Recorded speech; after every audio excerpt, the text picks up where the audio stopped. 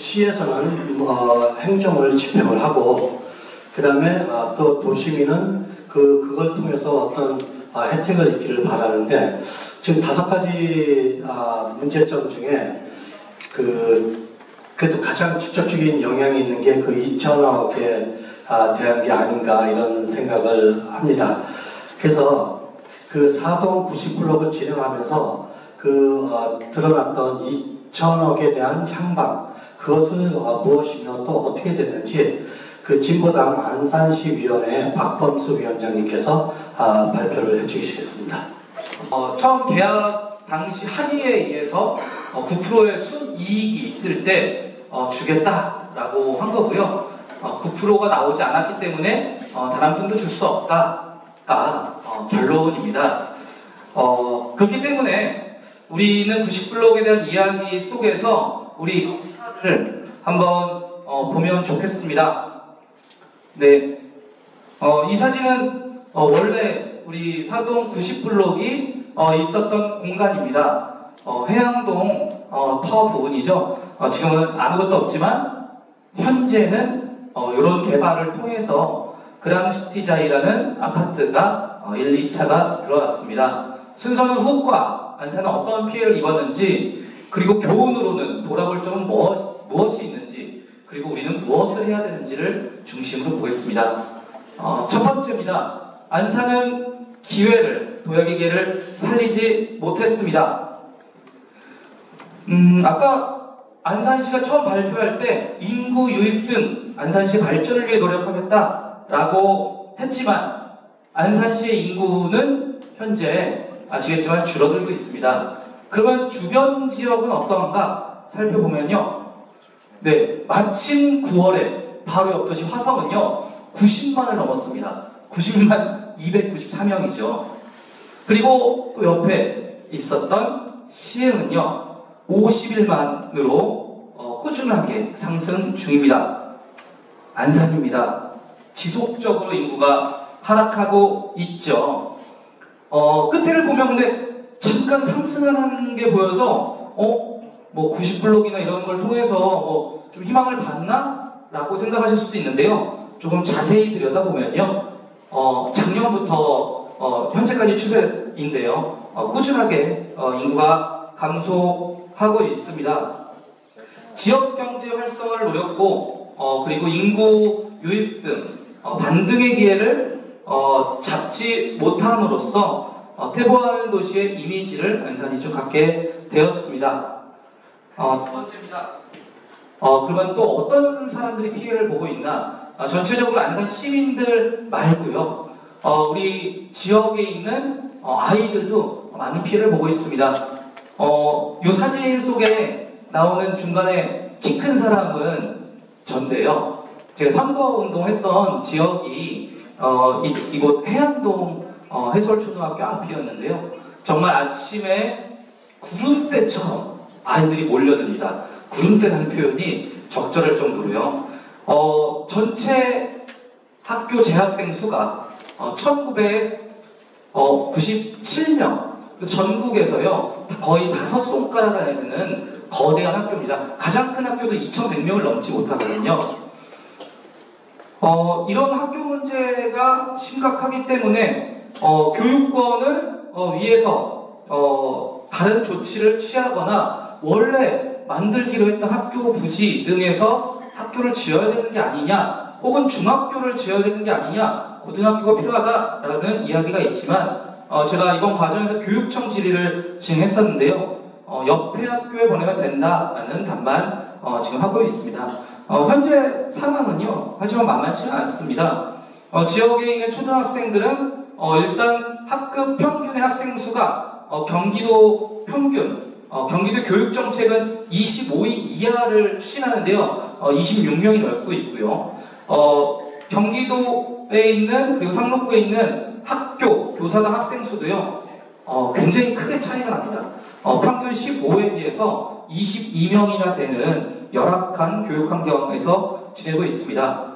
이 친구들이 이제 자연스럽게 졸업을 하고 중학교를 가야 될 텐데 지금 현재 초등학교는 2,000명 가까이 되고 73개 반이 있거든요. 73개 반 하면 와, 우리 때 여기 계시는 선생님들은 뭐 무슨 야간도 있고 뭐 이렇게 그런 게 있을 정도로 큰 학교잖아요. 근데 중학교는 또 그 준비가 안 돼 있습니다. 지금 현재 25개 반밖에 되고 있지 않아요. 소화가 안 되고 있고요. 인근 지역 학교를 살펴보더라도요. 해솔중학교는 평균 학생 수가 현재 다른 학교보다 많고 교사당 학생 수도 많고요. 바로 옆에 있다는 학교 걸어서 네이버로 찍으면 한 40분 정도 걸리는데요. 그 학교 같은 경우도 이미 평균 학급 교사 숫자가 다른 학교에 비해 많은 상황입니다. 이렇게 어려운 초등학교, 중학생들이 겪고 있고요. 인근에 고등학교가 아예 존재하지 않고 있더라도 좀 교통편이 굉장히 멀어서요. 학부모들이 버스를 대절해서 운영하고 있는 상황입니다. 반면교사, 네, 다들 잘 아시죠? 다른 사람이나 사물의 부정적인 측면에서 가르침을 얻는다는 뜻입니다. 우리는 이것을 통해서 무엇을 얻을 것인가 돌아봐야 합니다. 네, 세 가지로 좀 정리해봤습니다. 아까 박사님께서도 말씀하셨는데요. 굉장히 과정에서 비민주적인 그리고 투명하지 않은 과정이 있었습니다. 당시 기사인데요. 승인 내용과는 다르게 추진되고 있었다. 나중에 제가 자료 사진 하나 띄울 건데요. 애초에 계획했던 설계 사진 그리고 4천 정도 세대에 비해서 압도적으로 늘어난 주거 주택수, 호텔이나 R&D 시설 다 이제 빼고 없어진 상황이 된 거죠. 처음과 다르게 된 상황이 있었고요. 뿐만 아니라 건축심의 그리고 교통심의 이런 심의들을 했는데요. 경관심의와 교통심의, 건축심의를 한 날에 하는 과정이 있었습니다. 아니 이렇게 졸속적으로 심의를 하는 경우가 어디 있냐라고 했지만 그것은 뭐 불법이 아니다 라는 방식으로 심의를 굉장히 통과시켰습니다. 네, 그리고 의회도 비공개로 진행을 했었고요. 그 당시에 당연히 보도자료 이외에는 공개되지 않아서 시민들의 알 권리는 보장받을 수 없었습니다. 네, 그리고 또 그 사업을 추진했던 간부들이 뇌물 혐의로 구속되는 등 이런 과정들이 90블록 사업을 하는 과정에서 나타났습니다. 네, 이 사진은요 원안보다 바뀌었다라고 했는데요. 이 사진이 원래 90블록의 계획도입니다. 너무 많이 바뀌었죠. 네, 너무 많이 바뀌었고 이것만 보면 정말 안산의 어떤 새로운 곳이 진짜 만들어진다라는 희망을 품기 충분했으나 이 원안대로 되지 않았던 과정이 있었습니다. 마지막 우리는 어떤 과제를 가지고 이것을 돌아봐야 될까 고민해봤습니다. 기회들이 있었습니다. 시의회에서도 이것에 대해서 문제 제기를 몇 번 진행을 했었습니다. 2천억 원을 충족시키지 못하면 9%를 충족시키지 못하면 2천억 원이 안 되는데 그거는 8%, 6% 했을 때 비율에 맞게 할 수 있는 방법 등이 있느냐 이런 것들에 대한 문제 제기도 있었는데요. 이런 것들이 실제로 찻잔 속의 태풍으로 좀 더 확산되지 못했습니다. 앞으로 진행될 89블록 그리고 더 많은 곳에 있는 개발 정책은 안산시가 직접 운영하는 데 있어서 역량과 실력을 갖춰야 되고요. 뿐만 아니라 굉장히 많은 것들이 비리에 연루되었었는데요. 도덕성을 갖춰야 합니다. 두 번째는 행정입니다.